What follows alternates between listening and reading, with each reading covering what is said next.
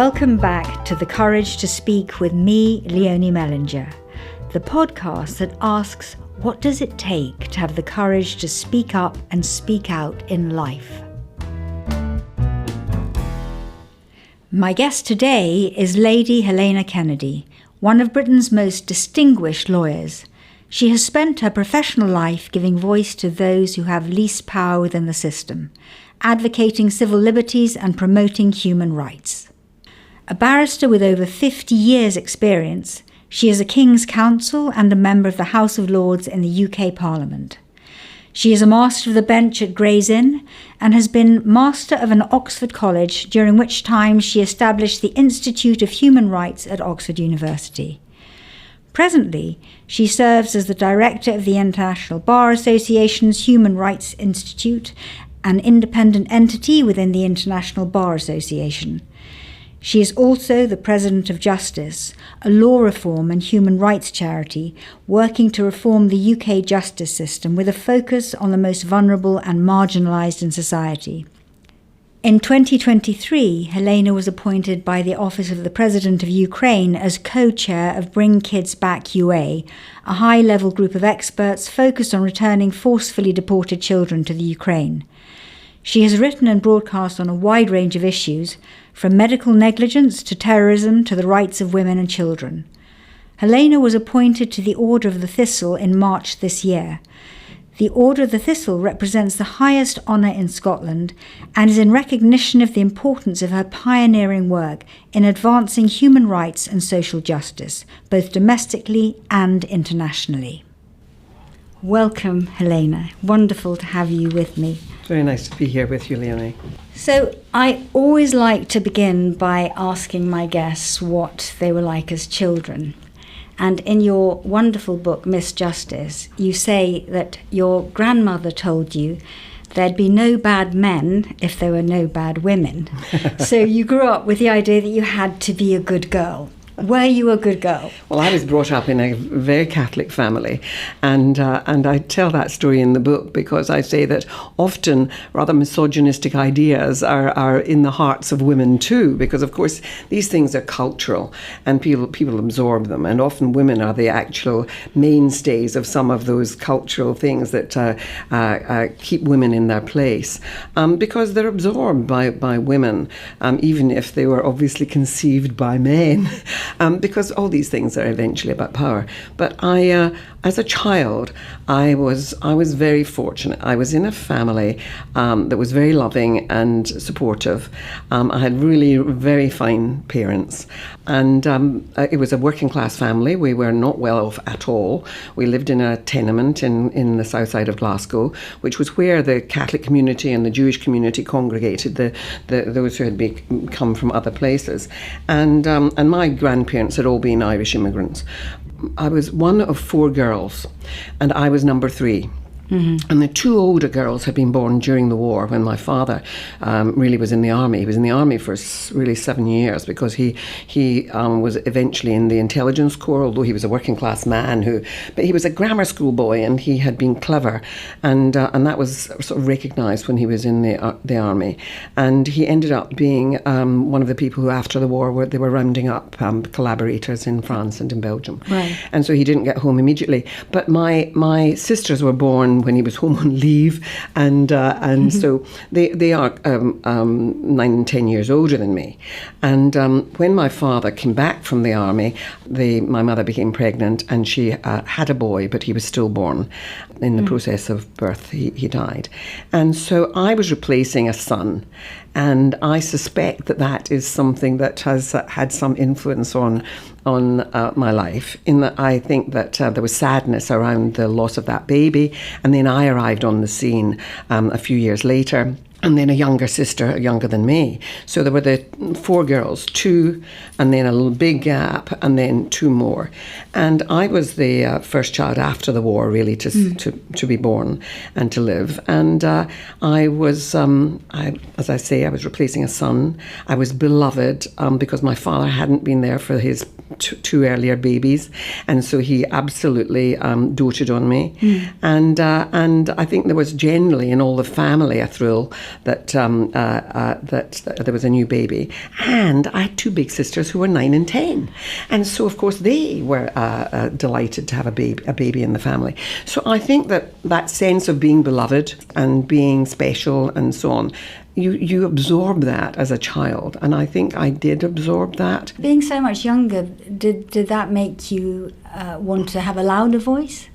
No, I wasn't. I had a younger sister who was very extrovert and who was a singer and dancer and who was very much the performer by comparison with me. And I was a rather quiet child. I loved books, and I used to go to the library with my father on his hand every week, and we'd get lots of books out, and he taught me to swim and so on. And so as a result, I was bookish from a very early age, and I sat in the corner and I was an observer, and I used to watch all that was going on, and then school was for me the place where I came into my own, because I didn't have that little noisy sister who stole the attention. I really loved school, and I was good at it, and usually got on well with everybody, and so school was for me just the wonderment of learning. I loved school, and I loved it all the way through until I eventually went on to higher education. Is that where you started to talk out? Not so much at primary school, but when I went to secondary school, which was a senior secondary school, which is I suppose the equivalent of the grammar school system in England. When I went to secondary school, it was a wonderful school. It was largely working class kids, but we had such devoted teachers. And I did Latin, and I eventually was encouraged by my Latin teacher to do Greek as well. And so I did Latin and ancient Greek. I did, and he was the debating master. And he encouraged me to join the debating society. And debating in Scotland is a very big tradition within the schooling system. At least it was. I don't know whether it is anymore. Very good. And I hope it is, because debating for me was the thing that gave me confidence. And I learned this business where I remember Mr. Lavelle, who was my Latin master. I remember him running the debating society and saying, "Okay, so you, Charlie, you'll be in favour of the death penalty. You'll be against the death penalty, Jimmy. And you, Helena, you'll be in favour of the death penalty." And I said, "No, I'm not in favour of the death penalty," and because my family weren't, my parents weren't, and he said, "No, that's not about debating." And he explained to me that you didn't get to choose. Yes. You had to take the side, and you had to find a way of arguing, putting your feet into the shoes of somebody who did believe in it. And I think that did have a very important impact on first of all, learning how to public speak, learning how to look at things from different perspectives. And I think that gave me the bug, which eventually led to my lawyering. And you were head girl. What qualities do you think did you have that made them choose you for head girl? Well, we had a system, you see, which was not all to do with teachers choosing who was the head girl. You were voted for by your peers, but I'm sure that it was slightly massaged so that nobody who was a complete wrecker ended up becoming the head girl. But I was popular at school. I got on well. I had lots of friends. And by the time you're in the sort of higher part of the school, the boys and girls were kept separately until you were about sort of 16 and post what were then called lowers, and then there were higher. And so in the fifth and sixth forms, you were mixed. And I was popular, and we had the debating society, and we used to have discussion groups, and I don't think I was a particularly bossy head girl, but I quite enjoyed that business of arguing the case for what should be available to those who were the older ones in school, and special privileges that there should be for them. And so I was the shop steward rather than a particularly chosen one. And what made you want to study law, and in particular criminal law? Well, what happened was that I came down to London. I was really, the plan had been that I would go to Glasgow University, as most people did in our school. The idea of university wasn't really there for most it was still rare for working class kids to go to university even. But my teachers were very keen and encouraged me enormously, and I had wonderful teachers. But I was good at English, and I loved English, and I loved reading books. And I thought I would go to Glasgow University and read English. But I got a summer job. My sister and her husband had moved down to England, and they were living on the outskirts of London. And I got a summer job and went down and stayed with them when I was 16 and a half. And I got the bug for London, and I really liked it, and I loved the summer job, and I got to know students who were at London School of Economics. And anyway, the whole thing changed my ambition. And I then decided, because I met some people who were studying law, I decided that I would really like to do law. And I went to see Mr. Lavelle, who was the debating teacher who also taught me Latin and Greek, and he said, "You would make a great lawyer, you should do law." And so that was how it turned out. And so I ended up coming down. I went to see a wonderful man called Bill Wedderburn, who was a professor of law, employment law at London School of Economics, who was teaching some of the people I had met. And he said to me, "It's too late to apply for here, but why don't you go to the Inns of Court School of Law and see whether you like law, because you might not fancy it, And so that's what I did. And then I stayed, and I ended up qualifying at the bar. And I then started practicing. I got a pupillage.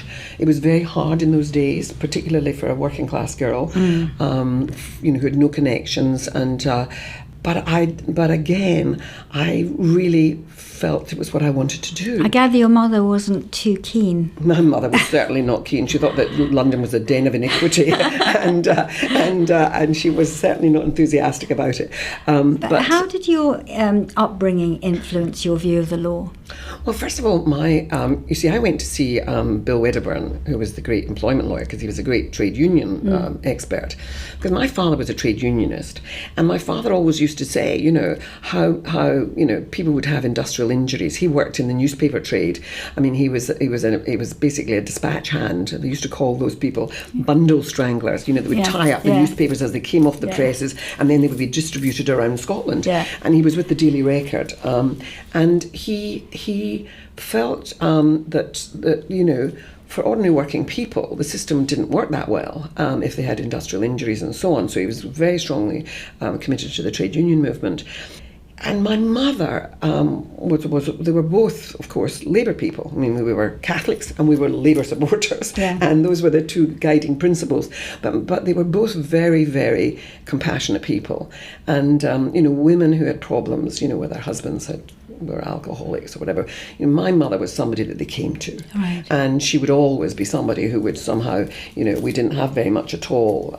We were pretty hard up most of the time. But my mother would always go into the cupboard and find tins of this and that and give people food so that they could feed their children, because their husband had drunk his wages. But she also, I remember someone in the tenement up in our close, as we would call it, somebody who lived in our close. My mother, I remember hearing, because I listened to everything. And I remember my mother being concerned about this young woman because she really overheard violence, obviously, and she was concerned about it. And eventually this girl came to my mother weeping, and she'd had a black eye. And I remember my mother had hiding places for money in case there was an emergency. Somebody, she would basically line the drawers with, lining paper, newspaper, and she would go underneath that, and she would have a fiver here and whatever. And so she gave this girl money and said, "Go back to your parents." And the girl had a baby, and my mother helped her to get away from the abusive relationship she was in. And I always remember that. And I was lucky. I had very loving parents where none of that went on. But I remember as this listening child, who would sit in the corner with her book, but who was also very alert to what was going on. And so my parents were fine people. They were really fine people. Well, I can see what an influence that must have been. And they really lived their lived their values. They were. You realised early on, I gather, that there were barely any women in senior positions in the law. So what was it like for you as a woman when you started? Listen, you ought to remember when I started in the law. We're going back to the early 70s. There were only four 4%, 5% qualified at the bar. And I have to tell you that many of them peeled away as soon as they wanted to have a family or anything, or they had difficulties getting into chambers. And chambers used to say in those days, we don't take women. And then I always say this, when the Sex Discrimination Act came in the 70s, with a Labour government, they then knew that it wouldn't look good, and so they would say, "Women, we've got one." Right? And they used to. I mean, it's hard for young women to realise this now, but they used to sort of say to you, "Do you have a fiancé? Have you got a boyfriend? Are you planning to?" Outrageous. And so they used to ask these really invasive questions of people, and so they were really looking for somebody who was, not who was going to make a career of it, but not. So it was those were bad old days, and you also, had to run around the table because there were people who did. I mean, the few women that there were often experienced sexual harassment and so on, and just awful kinds of discriminatory practices. They would say to you, you might have a practice in family law, but they certainly didn't want you to be in any of the other areas of law. Yes, so it must have been quite a struggle, because when it came to handing out briefs, particularly in criminal cases, they would probably prefer to go to men, would they? Oh, absolutely. And the clerks, clerks had great power in chambers in those days. They could determine the early career of people. And I persuaded a poor man who had been the pupil master of a friend who was a sort of year older than me. My friend said, I can't ask him to give you a pupillage, but why don't you bump into us in El Vinos, and then you might ask him if you can come and be his pupil next year. And so of course I did that, and then I did it, each Friday evening, and I knew that that's where they went, and I would go and I would say to him, could I come and be your pupil, and so on. And he would say, women, they don't like women in my chambers, they won't want a woman, you'll have a terrible time. And then eventually he succumbed, and he was right, I did have a terrible time. They didn't feel that you were going to be a good bet. They thought that you were going to end up, they would invest time in trying to get your career started, and then you'd go off and have babies and disappear, and so therefore why should they bother doing it? And so the clerks were very instrumental in determining, and the clerks in chambers were often working class men, and they passed it on to their sons or their nephews, and it was a very much a sort of closed shop of men who basically kept those places for each other, and for the youth, the youths of their families and so on. So it was interesting. I mean, I really didn't have a happy time. I was in Queen Elizabeth Buildings, which was a very posh, big criminal set. I got great experience with a wonderful pupil master, Montague Sherborne. There were wonderful lawyers in it. I saw wonderful advocacy, and it made me determined I wanted to be a criminal lawyer. And did you get a hard time from some of the male judges?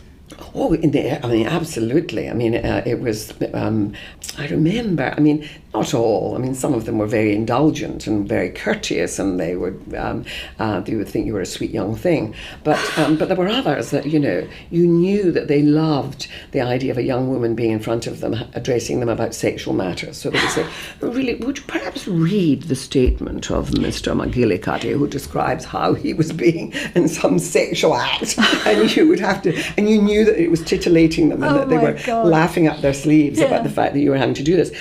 But also, I was an innocent. I remember going to the Old Bailey, and one of the first pleas of guilty that I did, and I was representing somebody who was pleading guilty to some sexual thing, and I remember saying to the judge, but my lord, he's not likely to do this because of his great age. He won't, he won't be doing this anymore.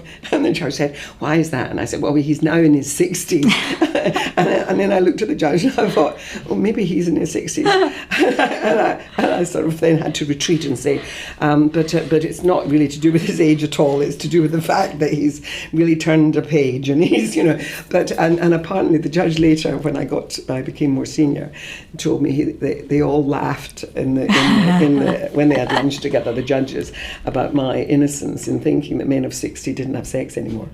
Did you suffer from any harassment and bullying?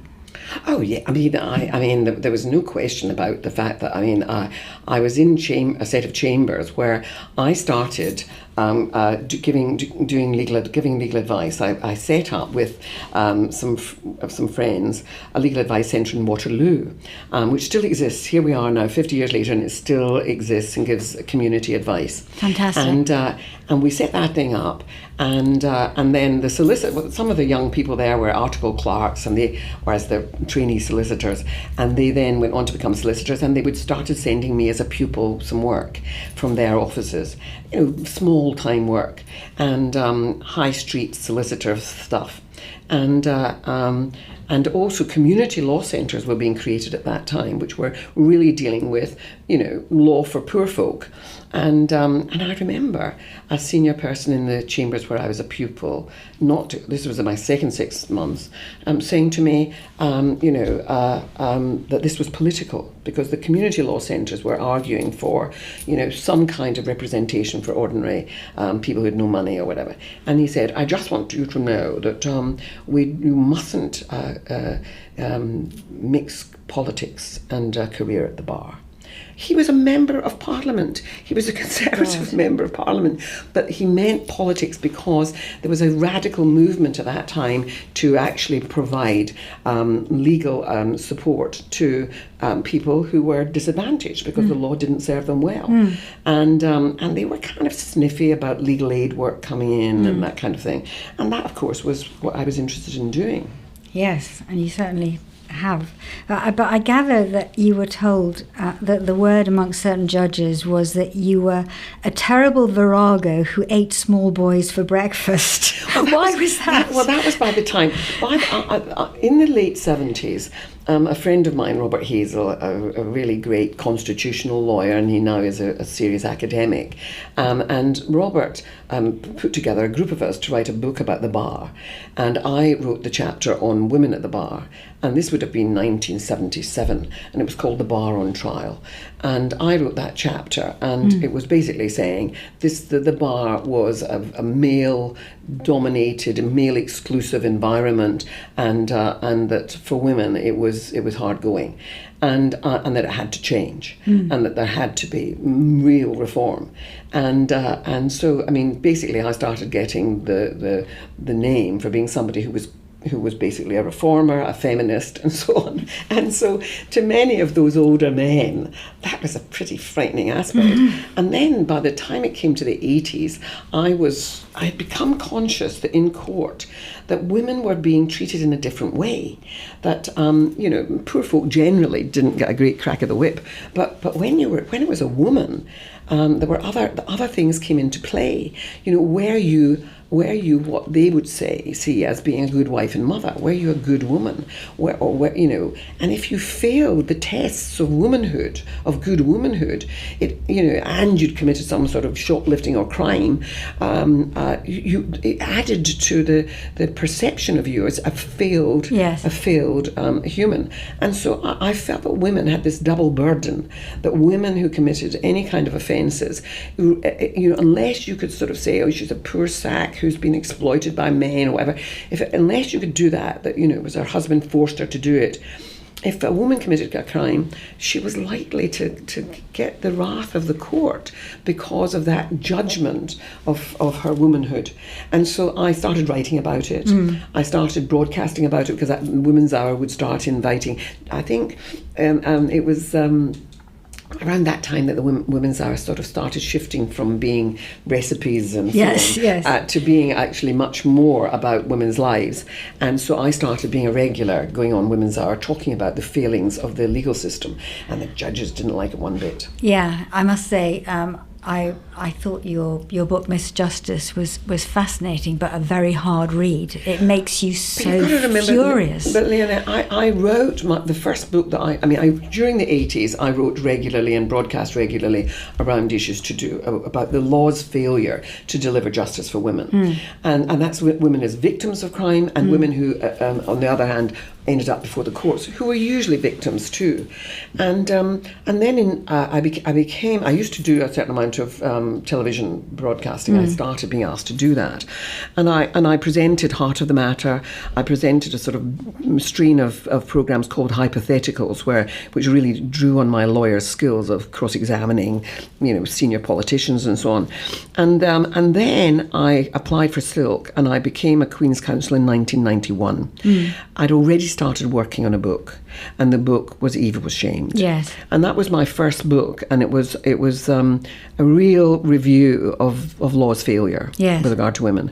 And it that really put the cat amongst the pigeons, because, I appeared on television programmes or in radio programmes with judges who said, oh, this is all nonsense, absolutely, we love women. and I always remember one of the judges, who was a sort of a fierce operator at the Old Bailey. I always remember him doing a programme with me, and as we got into the lift afterwards, he said, oh, I was always called Helena by the judges.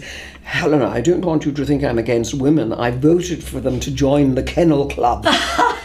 And so it was this idea that somehow, that was the height of treating women equally, and they just weren't aware that in the administration of justice, that you have to have women at the senior levels. I mean, I was only the 40th woman ever to get Silk. Amazing. And that was in 1991. Yeah. In the whole history of women in the law. Yeah. And so, but it became clear to me that if you want the public to have confidence in a legal system, you have to have a judiciary that is much more reflective of the world that we live in, and that we needed women in there, and not just women who don't rock the boat. I mean, we always know that men can handpick women for senior positions, but they usually are women who have learned how to play the game the male way. Yes. So what you need are all kinds of women in the senior judiciary. And I started arguing for that, because I think that the presence of women changes the nature of the discourse. Totally. Any of the discussions that would be around law. And we've seen that, and I'm not going to take up your time giving you examples of it, but having women present in the senior judiciary is really important. We saw it with Ruth Bader Ginsburg in the United States. Absolutely. I saw it with judges in the Canadian. I became very close friends with a whole lot of judges around the world who were senior judges in Supreme Courts, and they used to send me the cases where they'd made a difference and things. And so it meant that I started making those arguments in the courts here around the failure of law, for example, when women were abused and battered for years and ended up killing their partner, and then they got life imprisonment for murder. And I started doing a whole strand of those cases, and showing that provocation didn't work for women, because women didn't usually sort of run at their husband with a knife and run them through. It just wasn't like that. And so it was about examining carefully the ways, the tests in law which were created with men in mind. But those male judges, I can imagine, were very intimidating. So what gave you the courage to speak out in the way that you did? The truth is, I've never really been frightened of people with power. I've always felt able to sort of look people in the eye. I mean, I've always said that also has made me a rather good fundraiser, and went for the things that I've raised funds for, like the Institute of Human Rights, or more recently the needing money to evacuate the women judges from Afghanistan. I found that I'm not impressed by money or those things, and I feel that when I feel that there's something important to change, I don't feel fearful. And did other women support you? Well, some of the senior women felt that I was being too radical. I was asking for too much too quickly. But I'm impatient, and I like to see outcomes. I'm very outcome driven. And I really do like to see a result for my work. I mean, it's probably why I like jury trials. Guilty, not guilty.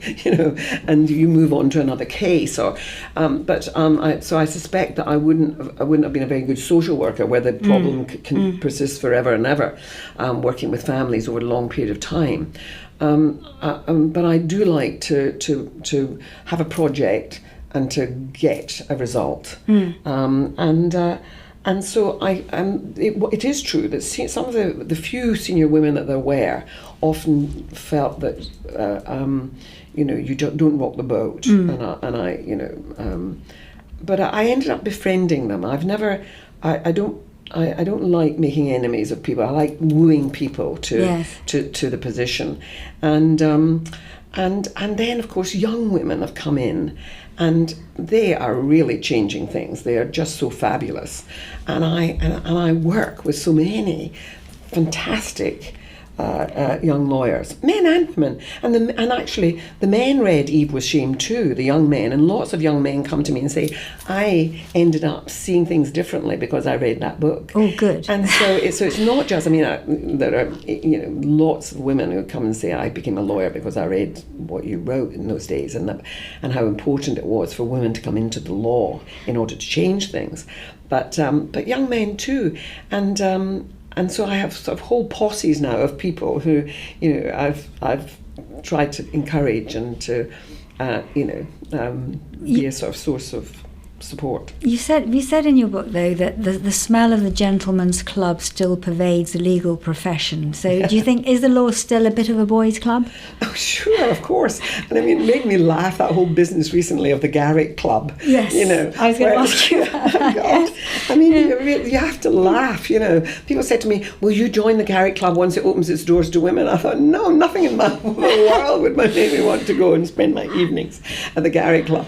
But I do think that we had to recognise that these places are the places in which power broking goes on. Yeah. And in all these places, which were sort of kind of male exclusive, then you get the passing of information that a particular position is coming up, and Charlie, you should go after that. Exactly.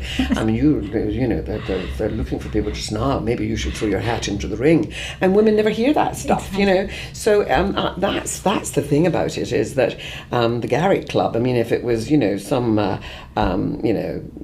bowling club at the end of the road, then it would be rather different. But this is a place where the highest elite of men meet and share important bits of information. But was it tricky for you criticising the Garrick Club for not admitting women when you probably had friends who are members?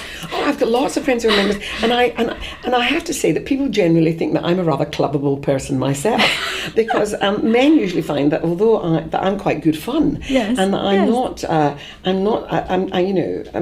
I might beat them up a bit, I do it in a rather pleasurable way. They don't mind having their bottoms smacked if you're really telling them how it ought to be, as long as you're not being really mean-spirited and so on. And so you have to say, oh, for heaven's sake, get a life. What are you doing?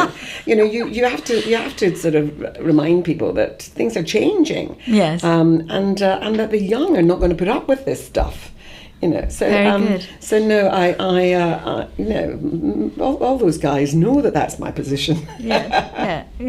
So you joined the National Council for Civil Liberties, and what made you want to speak up for other issues other than women as well, like gay rights, racism, domestic abuse? Well, the thing is that I've always been, of course, somewhat interested in how politics works, how our constitution works, and there's no doubt in my mind, and it's the work that I'm doing now, running this Institute of Human Rights for the International Bar Association, so it's much more international. Yeah. But it draws on my experience, domestically inside the United Kingdom too, because what what we know is that the rule of law is vital to a democracy, and if there inevitably have to be rules by which we organise ourselves, and you can't have it. Was why the Boris Johnson stuff, where you can't have it that the rules are for the little guy, but they're not for certain people. You have to be, if you're in a position of power and authority, you have to be very respectful of the rule of law,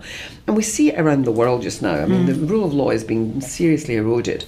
I became very conscious of civil liberties as being that democracy depends on people being able to demonstrate and protest, being able to, have freedom of expression, freedom of movement, freedom of association. I mean, look at the work. Just now I'm doing work in Afghanistan, where those poor women, who are not being now allowed to have an education, they're not allowed out of the house actually, unless their brother or their father accompanies them.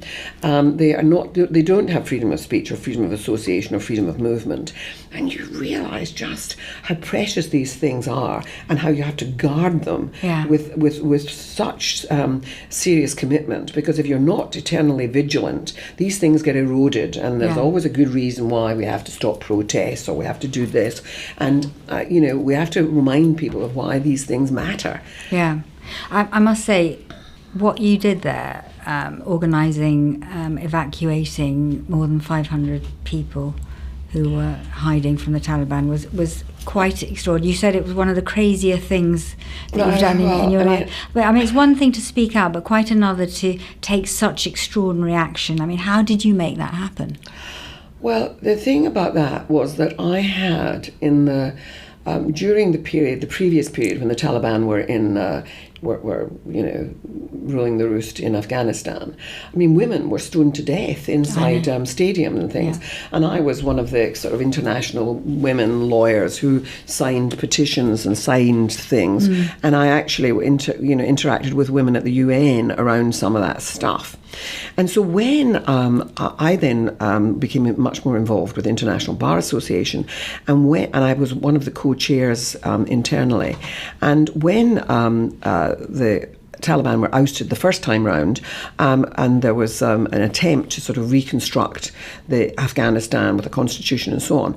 I argued very strenuously that there should be they should sign on to the conventions on the elimination of violence against women and girls, because there was child marriage, there were women were beaten and abused and raped, and there was very little court. There was no way of getting justice for those women, and inside their marriages they put up with Richard stuff. And there was trafficking and all kinds of stuff.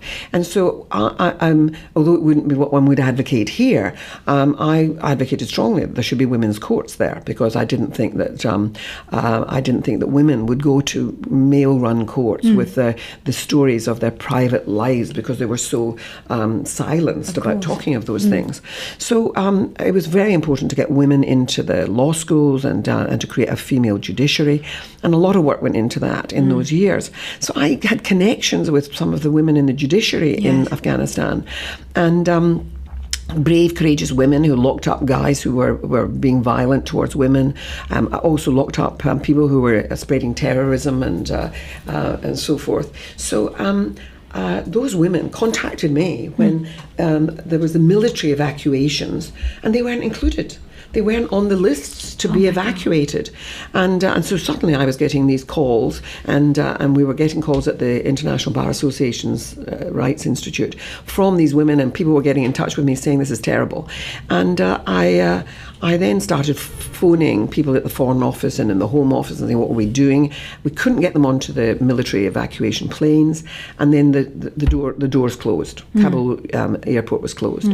The women were in their basements, phoning me from basements, frightened out of their wits. Oh my God. And I spoke to people in the intelligence services who confirmed that they were on the hit lists, because the Taliban had been releasing people from prisons and so on, who really wanted to get these women.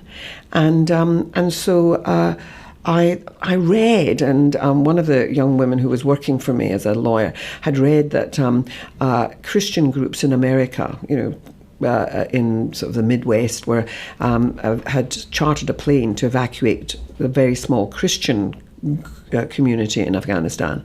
So we contacted them to find out how they'd managed to do that and to see if they'd any spaces on their plane. And they said no, but they put us in touch with a charter company in...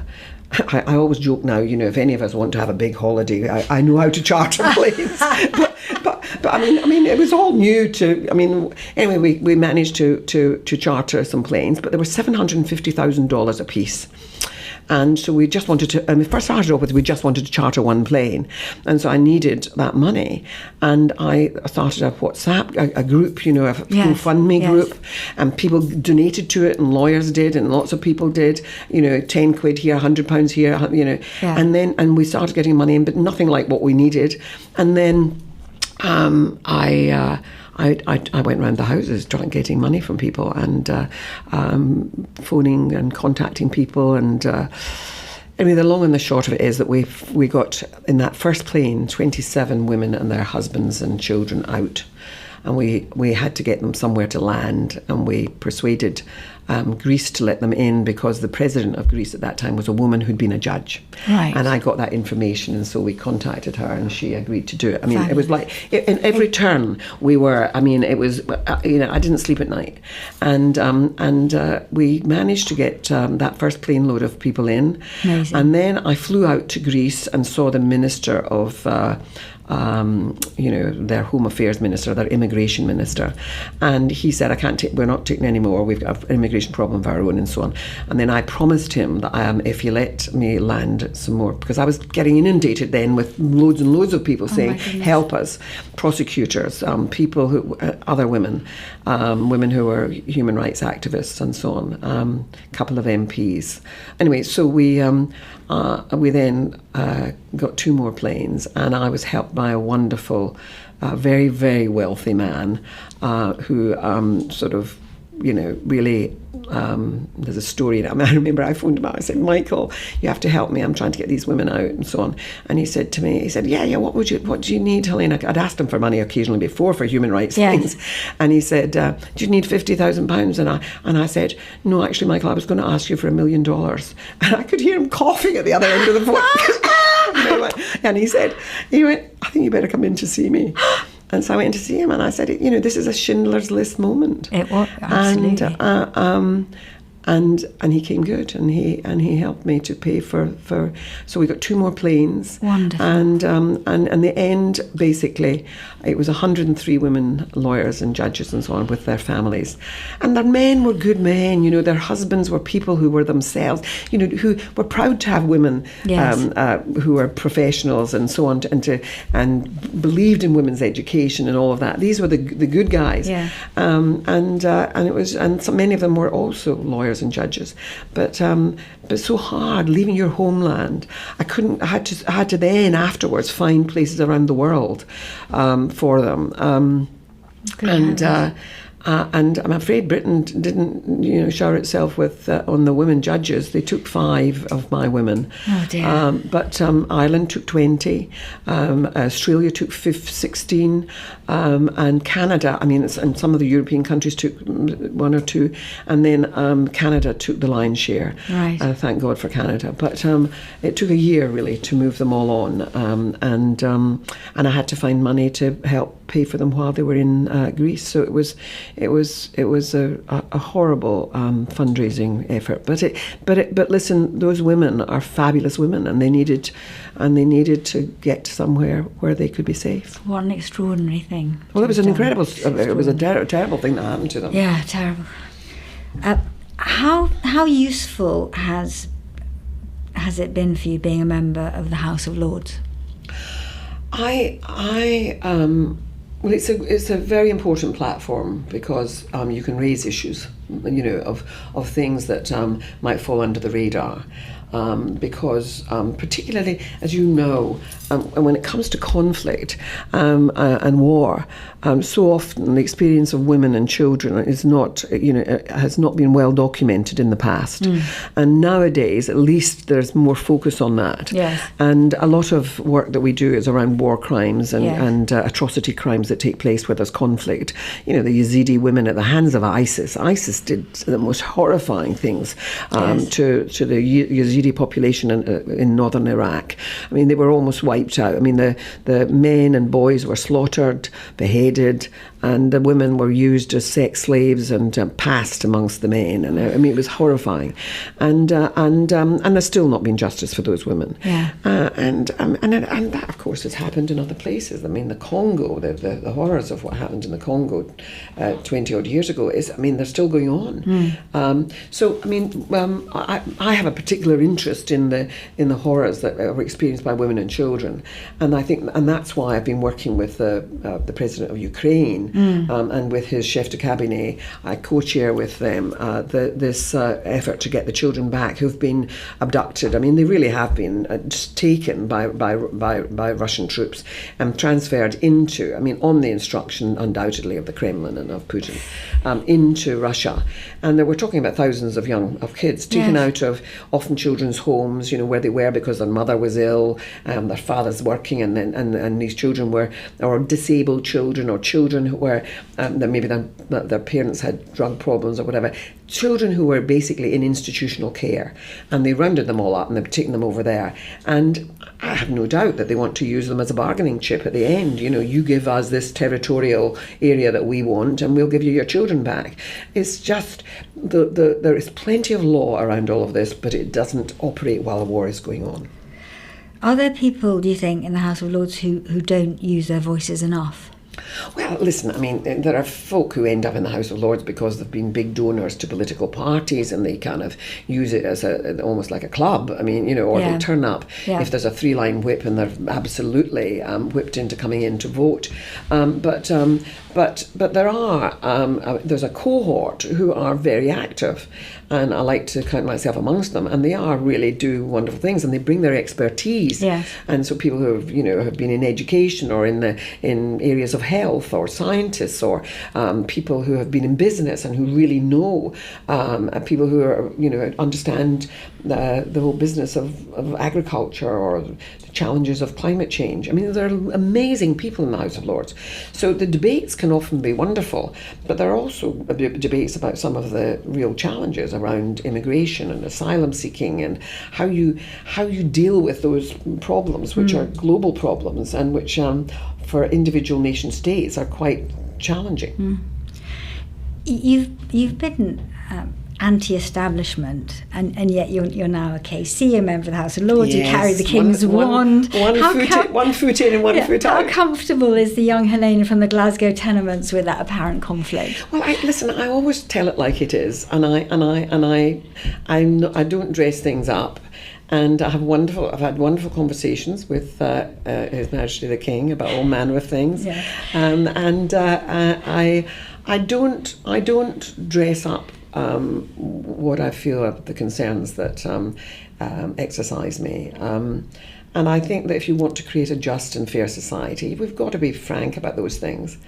And and so yes, I will use whatever opportunities I can to make change and to make our nation fairer, but also our world fairer. And you said in your fabulous book, Miss Justice, that every surge for change meets with a backlash. Have you suffered from backlashes for speaking up? I've seen backlashes against the things that I speak out about. Yes. We're seeing it just now on lots of things to do with women.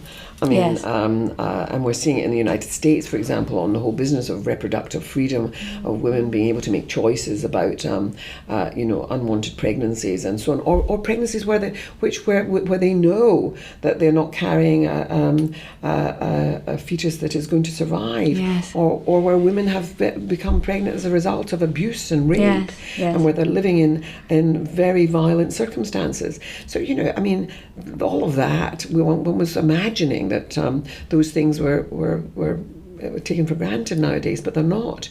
And we also see misogyny all over the place. I did an inquiry recently in Scotland into sort of everyday misogyny, the stuff that women experience all the time. And social media has been a megaphone for really ugly stuff. And that disinhibition that people feel because they can do online and they can say to women, you're a trollop and you're a tart and you're a whore and what you need is a good raping, or what you need is, or a bit of acid on your face would improve your looks, or some they say terrible things to women. Yes. But now it's moved into the public square, so that women getting on the underground or going on a bus sit beside men who speak filth at them, and also, who watch pornography while they're sitting beside somebody on a train, and so those things are commonplace now. It wasn't quite like that when because the technology wasn't there for it. But I do think the disinhibition of social media has now created a sort of uglier way on which of having public interaction and public debate and so on. Definitely. And do you mind if your views provoke negative responses from people? No, I've become accustomed to the fact that not everyone's going to agree with me about the things that I feel, because I'm going to be quite strong on things like social justice and the treatment of women. But I don't do social media myself. I've deliberately made a choice not to go on the Twitter sphere or to do Instagram or any of those things. Partly because I know that I'm going to receive a high level of abuse, and I think I don't need that. No, absolutely right. So I avoid it. But of course, people say to me, "Oh my God, I've seen that you're all over," and I say, "Don't tell me. I don't need to know." But I can imagine it. So, how far do you think we've come since you wrote Eve Was Framed? Is patriarchy as rife now, do you think, as it always was? Listen, there are lots of good men who are new generations of men who who share our desire to create a different kind of world, and who are happy about renegotiating the old relationships and so forth. But there's still, of course, huge remnants of this, and an awful lot of it is sort of not even recognised or understood. So I'm afraid we've made a certain amount of headway, but not enough change. And you said that the anxiety about how we're going to be perceived is what actually sustains patriarchy and enables it to survive. So I would like to end with asking you if you could give any listener your advice as to how to have the courage to speak out. You've been extraordinary in the way that you have, and you continue to. But for many people, they're so fearful of the negative response. What advice would you give, maybe particularly younger women, on how to have the courage to speak up? Well, I think that the first thing is to learn to value yourself. I think it's hard for girls, and I worry now that there's so much negativity where women are told, that you either get a thumbs up or a thumbs down if you put out a photograph on Instagram, and folk tell you you're ugly and all that kind of thing. And I think that business of women being valued for the external rather than for who they are. Women have to sort of be prepared to say, I'm not going to live with that, I'm not going to have that, and to feel good about themselves. And we have to be we have to do that for each other. And so we have to be supportive as women for each other. But also I say to, I say to my sons, in relation to their daughters, my daughter has a boy and a girl, and one of my sons has a little girl. My other son is still attached but unmarried and not with children. But I always say, my father made me feel good about myself. And I think that it's very important for fathers to do that with their daughters, and to give them that affirmation. Absolutely. And to talk to them about how clever they are and how smart they are and how wonderful they are. And I do think that we have to do that as women for each other as well. I do think that feeling good about yourself helps you deal with the business of confidence in a public space, and you're going to be much more likely to feel confident about dealing with the world if you've learned to love yourself. Fantastic advice. Helena, thank you so much. Thanks for listening to The Courage to Speak, presented by me, Leonie Mellinger. The Courage to Speak is produced by Anushka Warden, with sound production by Theo Bosenket and music by Guy Pearson. For more information on The Courage to Speak, visit www.mellinger.co.uk.